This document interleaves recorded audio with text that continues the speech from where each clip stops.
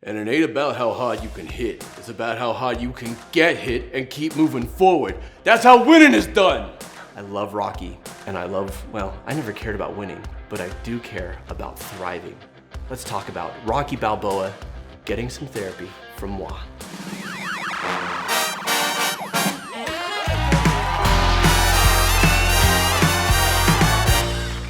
So we all have fictional characters that mean a lot to us, people whose journeys, whose character arcs have really landed, resonated, helped us through hard times. I grew up loving the Rocky films. I love the inspiration of somebody who feels like they're worthless, grabbing their shot at success. I love the tender love story between Rocky and Adrian. I love once he has success and then he loses it, how it humbles him and how he comes to get back on top. And then, we get to Rocky IV, which is kind of cartoony, but who doesn't love training in the snow and punching a big giant Russian? Rocky V, meh, but the one that sticks with me the most, and I love the Creed films that came after, but Rocky Balboa, 2006, I think is so underrated. This movie came out the week my mom died. And I saw it like 4 days before she died, 3 or 4 days before she died. Had no idea she was gonna die. It was a surprise. But the story, you might think, well, it's about a boxer, but what it's really about is a man who's aging, who's grown distant from his son, and whose wife has died from cancer, and who wants to reconnect with his boy, and who is struggling to grieve. It's been years since she's gone, and he can't move on. He's stuck in the past. He's stuck in missing her. He's stuck in the life he had. He's not living in the present or looking towards the future. All he can think of is how good it was and how much he misses her. The boxing match is really, if you haven't seen it, you should watch it and then come back and watch this. Or you can just go, if you're somebody who doesn't care about movies being spoiled, that's sick. I like it. He takes an offer for a promotional match. He's, 20 years past his prime. He's not in great shape. I mean, he's in great shape for his age, but he's not in fighting shape. And he takes the match because as he says to his brother-in-law, that he's still got some stuff in the basement, that he's got a lot of grief. And he says to Paulie, she didn't leave, Paul, she died. Okay.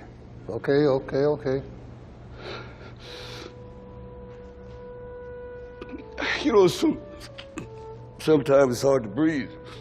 I feel like this beast inside me. Rocky's talking about catharsis. He's talking about when you have hurt, rage, anger, pain, suffering inside of you, that in some cases, it's not going to be meditated or self-soothed out. It's got to be released. Now, normally I'd say catharsis is you release it in a way that doesn't hurt somebody, but Rocky chooses to box. So of course he's going to try and hurt his opponent and vice versa.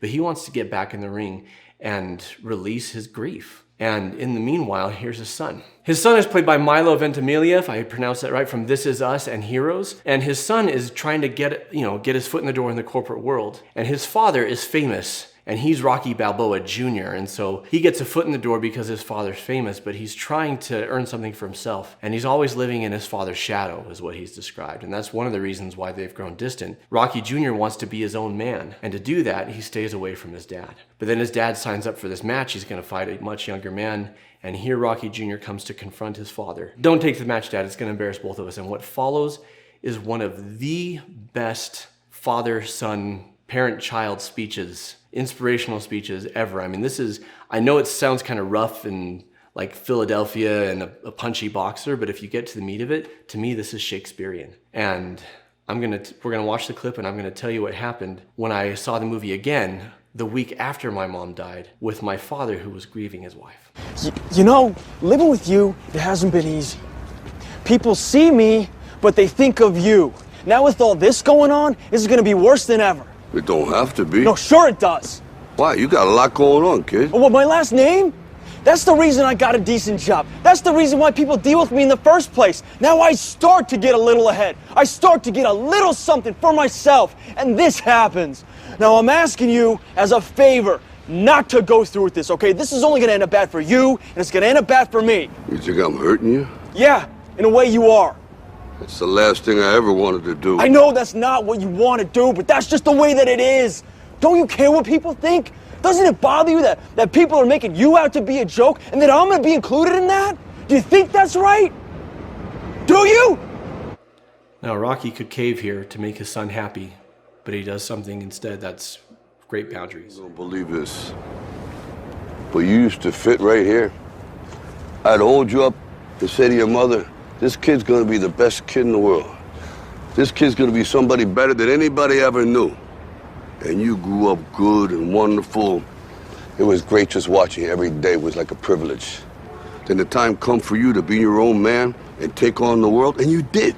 But somewhere along the line, you changed. You stopped being you. You let people stick a finger in your face and tell you you're no good. And when things got hard, you started looking for something to blame, like a big shadow. Let me tell you something you already know. The world ain't all sunshine and rainbows.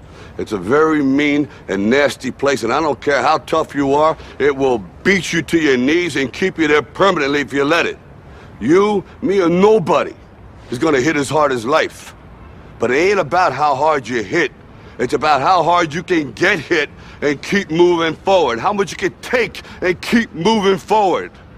That's how winning is done. Now, if you know what you're worth, now go out and get what you're worth. But you gotta be willing to take the hits and not pointing fingers saying you ain't where you wanna be because of him or her or anybody. Cowards do that, and that ain't you. You're better than that.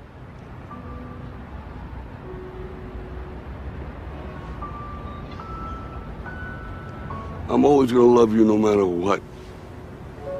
No matter what happens. You're my son, you're my blood. You're the best thing in my life. But until you start believing in yourself, you ain't gonna have a life.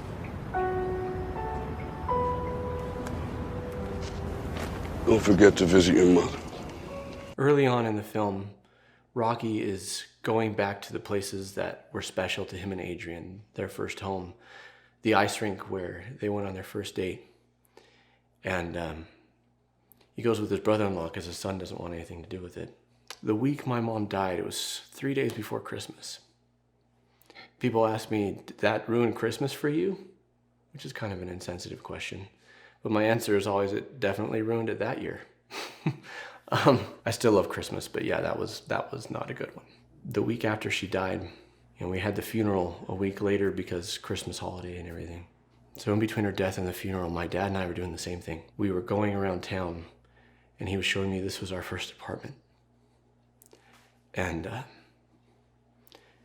this is where, I took her on this date. This is where we used to play with your older brother and sister. And it got me thinking, because we were having that experience, I said, Dad, we should really go see this movie. I mean, I saw it, last week before Mom died. I had no idea that it would be so relevant. And so we went to see it together. And that line, it's not about how hard you can hit. It's about how hard you can get hit and how much you can take and keep moving forward. Losing her suddenly, unexpectedly, that was taking some hits. In fact, that was the hardest I'd ever been hit in my life. Still the hardest I've ever been hit in my life. To the point where after she died, things that would have wrecked me before, I just looked at and said, I've had worse. This sucks, but it's not a mom dying. And I love the scene later in the film where Rocky's boxing and he takes a punch and he remembers what he said to his son. What is it you said to the kid? It ain't about how hard you hit. It's about how hard you can get hit. And he gets on his feet. It's all about getting on your feet. It's all about moving forward. I would actually do family therapy with Rocky and his son. I mean, after this, they start to get into a good place. They haven't really talked about the loss of their mother/wife. They haven't talked about, until this moment, Robert, Rocky's son, Rocky Jr., Robert's insecurities, Robert's fears, and that he's letting those keep him from being close to his father when they really need each other more than ever. With Rocky, honestly, I don't have a lot of therapy to offer him. I know this is Rocky Balboa gets therapized, but it's more for their family and for the son, because Rocky, he goes into the ring and he exercises those demons. He exercises that pain. If you're grieving, talk to people. Don't carry it inside. Don't be stoic. Don't be a hero. If you're withdrawing from somebody out of jealousy or resentment, talk to them. And if you can't talk to them because they're hard to talk to a therapist, together or by yourself. And if you're grieving or you're hurting or you're sad, don't be afraid to let it out in a healthy way. So if you want to see another moment of male vulnerability in a family setting, I want to invite you to check out Mr. Incredible Gets Therapized. This is another one of our Gets Therapized series. We're looking here to help you with your grief. We're looking here to help you with your trauma, with your loss, with your relationships. And you know people. And odds are, You know, I've heard it said if you look at a group of people, 75% of them are having a really, really hard week, maybe even more. Please pass this along. You never know whose life it's gonna bless. Most importantly, pass along your skills, your talents, your light, because we need it. Please like, subscribe, click that bell so you get notified of all of our new videos. I'm Jonathan Decker. This is our Gets Therapized series, and I'll see you next time. And here comes male vulnerability in all its splendor. You got time. Go ahead and click on it.